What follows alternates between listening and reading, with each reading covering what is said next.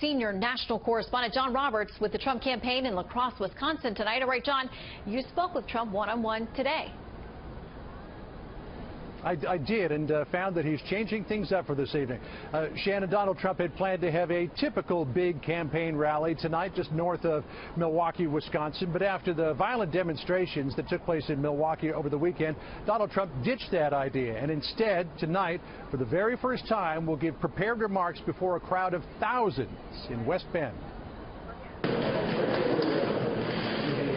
Campaign sources say the address will be groundbreaking for a Republican presidential candidate.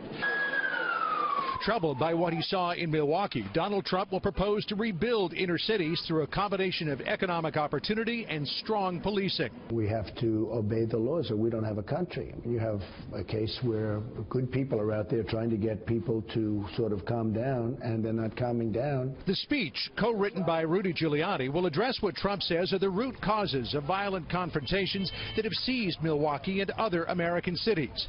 And while he cautions that all the evidence is not yet in, Trump is inclined to side with the officer in the Milwaukee incident. Did the policeman do the right thing? Well, I guess, you know, if you believe a gun was pointed at his head, maybe ready to be fired, what is a person supposed to do? You're supposed to talk him out of it? So I would think so. We'll find out, because they have a tape, as I understand. Now, that's what the narrative is. Maybe it's not true.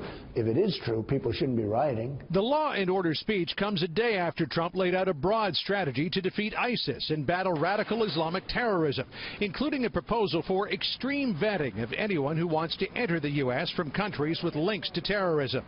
While Trump has offered little detail on how the plan would work, he told Fox News social media profiles, currently off limits to immigration agents, would play a prominent role. We're going to be looking at Facebook. As an example, they don't look at what they should be looking at. Will people go through the cracks? Perhaps.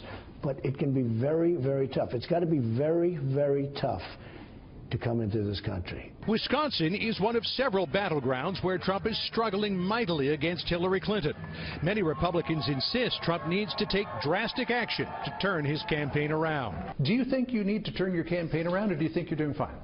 I actually think I'm doing good. I have the biggest crowd. You're there. You see them. Nobody's ever had crowds like this. You have enthusiastic supporters, but do you have people beyond that? We're going to have to see. We're going to have to see. Wisconsin Governor Scott Walker says, at the very least, Trump needs a course correction. If Donald Trump's going to win here and win across the country, he needs to make it clear that the race is between him and Hillary Clinton. Can you stop taking the bait that the Democrats are handing, putting in front of you? People like to use it. I don't take bait.